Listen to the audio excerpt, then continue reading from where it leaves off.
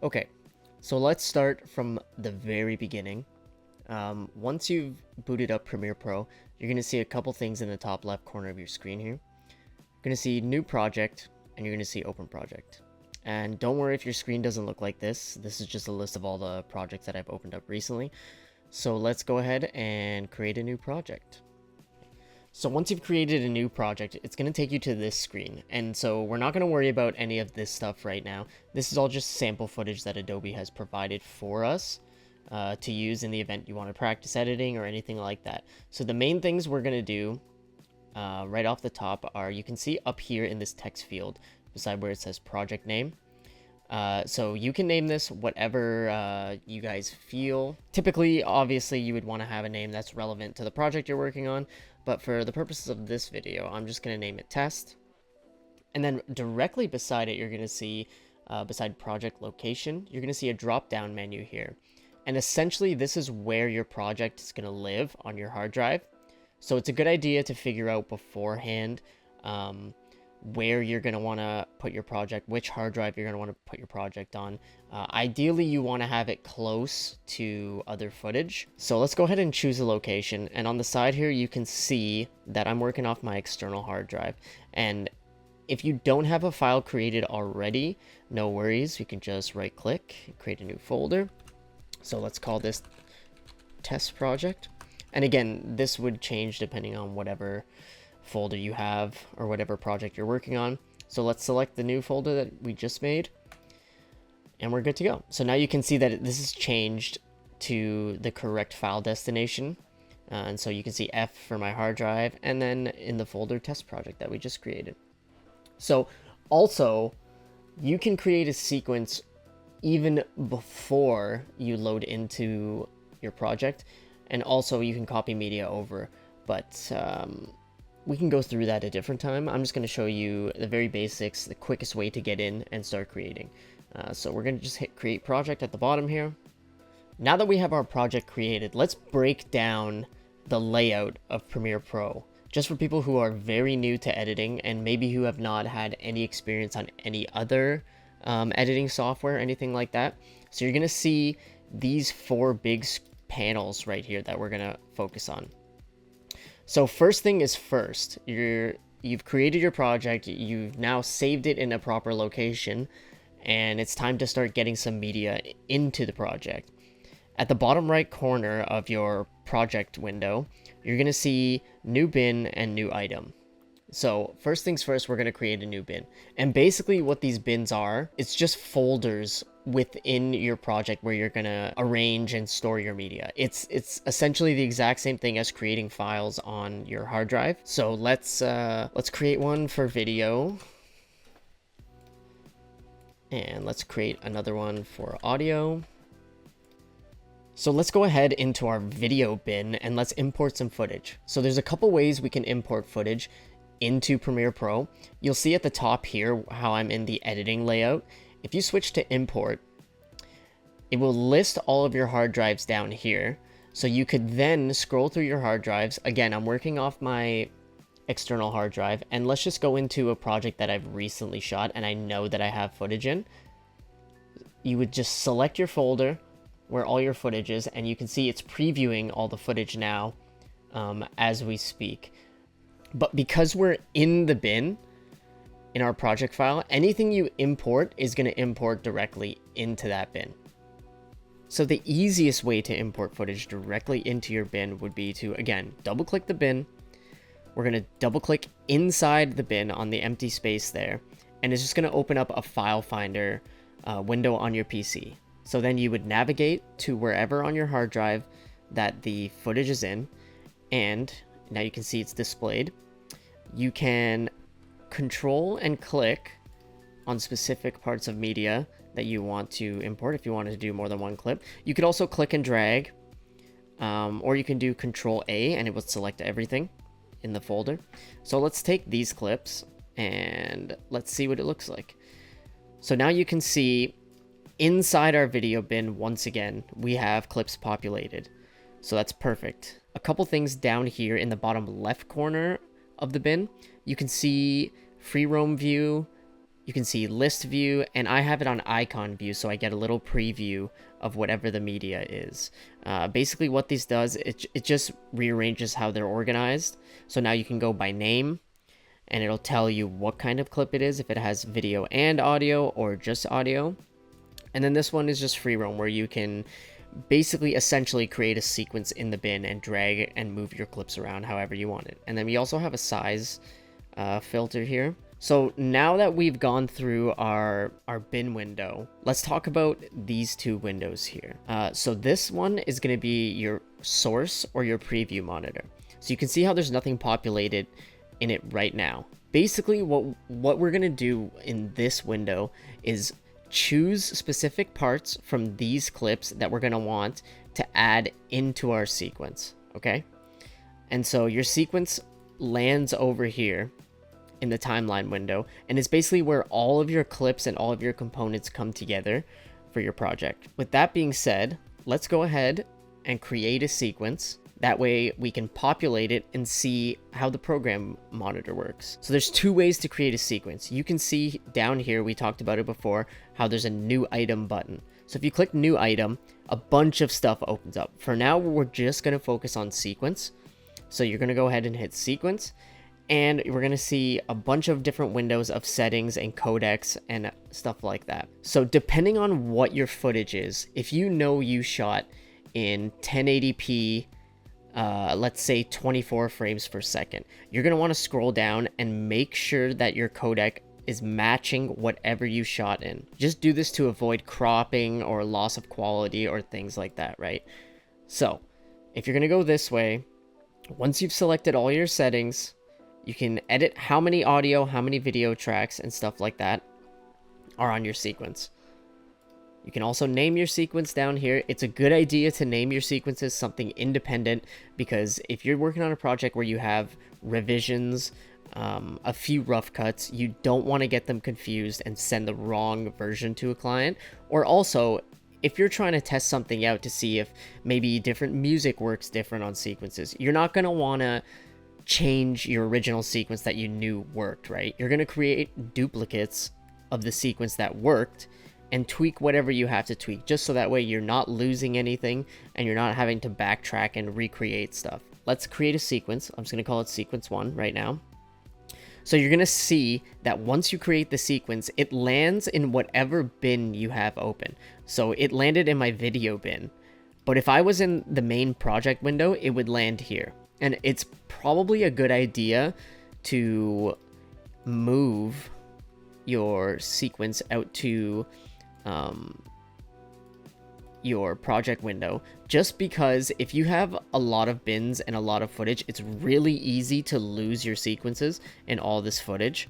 You can see I only have like 12 or 13 clips here, right? But if you've got 40, 50 clips, you're not going to want to keep going through every bin to find your sequence. So that's the first way of creating a sequence. Now let's get rid of that. The easier way to do this would be to right click on any of your clips here, okay? And then you're gonna scroll in the pop-up menu to where it says new sequence from clip. And basically that's it. So it's gonna auto-populate the timeline with the clip that you selected. And also you'll notice it didn't ask me for settings regarding video and stuff. Basically, it will take whatever settings are linked to this clip that you selected.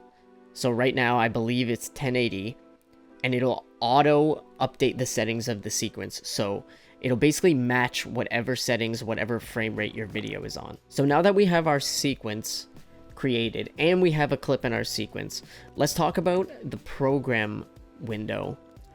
Let's take a look at our timeline and see what we notice about the timeline in correlation to the program window. So you can see as I'm moving this thing right here, which is called the playhead, you can see that the video in the program window starts to scrub through. So we can tell that this playhead in the program window is directly linked to the playhead in your sequence. And you can tell that whatever frame that the playhead is stopped on will be displayed in your program window. So it's essentially just a direct reflection of what's being shown in your project, in your timeline at the moment. So a couple other things that we notice about the program window is we have two time codes here. We got one on this side and one on this side. This one represents the timestamp from where your playhead is. So you can see that this frame that is currently being displayed is at 10 seconds in the timeline. And we can see that this time also corresponds with this time. So that's how we know it's a direct reflection of the frame that the playhead is stopped on. On this side, we have a different time code that doesn't change no matter how or where we move our playhead in our sequence. So this is our total duration of our sequence. So you can see, once again, we go down here, and if I were to put my playhead right at the end of the sequence, it'd be 37 seconds, and it directly corresponds with this. A couple other things here is we have the fit or scale window drop-down menu here. So you can see I have it to fit, so it's showing the entire video frame that we have captured here. If I change it to 50%, it shrinks it for 50%. So again, just direct correlation. For the most stuff, you can keep it on fit just so you can see your entire frame and you don't have to be zoomed out or anything like that, right? So let's move on to these buttons here, which are completely programmable, and you can add or get rid of any buttons simply by clicking this, the button editor, and you'll see all the buttons you can add will pop up. So let's go with very straightforward, the play button, and you can see once you hit play, you can hear my audio going. Let me just mute that for now. So you can see once you hit play, it turns into a stop button, stop, which can also be done by pressing spacebar on your keyboard. So that's going to work if you have this window selected or the sequence window selected. So you see I'm just hitting space and it's playing. Then we're going to have step back one frame and step forward one frame. So again, it's very similar to if you were like fast forwarding something, except this goes frame by frame, frame by frame. So if you wanted to exactly pinpoint one frame where you, let's say you wanted to start a transition or something like that, you would give it a rough estimate right here. So let's say I want to go a few frames back from that. Then I would just hit one frame back until I'm at the desired frame where I want to fit my transition. So next, let's talk about making ins and outs. So basically what this is going to achieve in the timeline is it's going to make you able to spotlight a specific section of a clip or a specific section of your timeline. So let's find a part of the video where I want to start a move or I want to make a selection. So let's say it's the start of this slow push in right here. So I would go to about right here where I think, okay, this is a good point to start my in or to start my move. And simply by clicking the mark in button on the button editor, you can see that it's created this little area here. So let's say I want 3 seconds of that walk and I decide I want to end it there.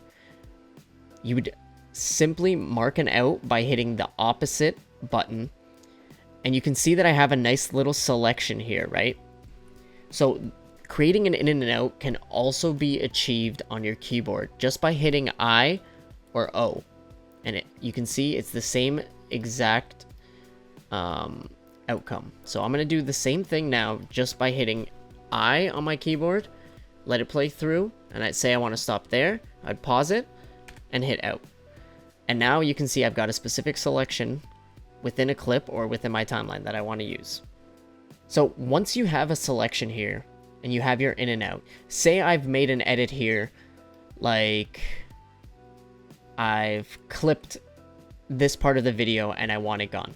Once I've removed that and I have no more need for this selection here, this in and out here, all I have to do to get rid of it is simply right click on it and hit clear in and out. And now you can see we're back to the exact same step that we had before with no selection made in our sequence. So now that we understand in and outs and how to make an in and out, let's take a clip from the bin, load it into the source monitor, and let's make an edit with it. So you're gonna go over to your bin and you're gonna select a clip you wanna start with. Let's say I want a clip of this gentleman talking right here. So I'm going to find a rough area to start the playthrough. So you can see he starts talking right there. And I'm going to want to pick it up just before he starts talking. And once I've found my frame where I believe he's about to open his mouth and start talking, I'm going to do the exact same thing that we did over here. I'm going to mark an in. So again, the buttons here are the same as the buttons here. So we can either do this two ways. We can mark an in like this, or we could hit I on our keyboard. And then the same thing would apply as if you're making a selection in your timeline. You would let it play through. Hello, my name is Graham Riley from Ambitious Realty Advisors, and I'm thrilled to introduce you to some professional working office space located in the heart of Hamilton, Ontario. So let's say I wanted to end my selection there. Once again, I could mark an out just by hitting this button here, or I could hit O on my keyboard. And as a beginner, it's not a necessity that you need to know all of the keyboard shortcuts, but as time goes on, you're going to want to learn at least the basic ones and the most fundamental ones in order to speed up your workflow and not waste time really clicking around and dragging and stuff. We've made our selection here of the clips that I want, okay? And now, how do I get it from the source window into my timeline? Well, there's two ways to do that. Say you want audio and video from this clip, right? We can simply click on the preview screen or on the source monitor and drag. And you can see that where the clips land correspond with whatever tracks that I have enabled, right? So you can see here that it says source patching for inserts and overwrites. Basically, source patching is anything that's coming from here, okay? So what we just did was an insert edit, except instead of using a keyboard shortcut, I clicked and dragged the clip onto my timeline. So again, that is if you want audio and video. So let's delete it and back up. Say I just wanted video. It'd be the exact same process, except instead of clicking from the screen itself, I would click from this video button and you would just drag just the video. And same thing applies just for the audio. Now, conversely, this could happen without your cursor by hitting comma to insert edit or period to overwrite edit.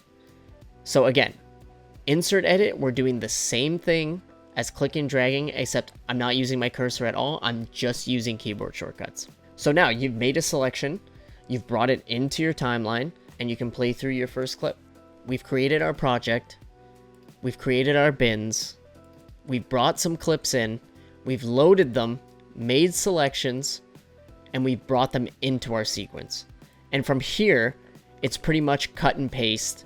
You can do this with all the other clips to create a nice little sequence and simply load another clip in one at a time, mark it in, Ready for your business. mark it out, click and drag, and line them up.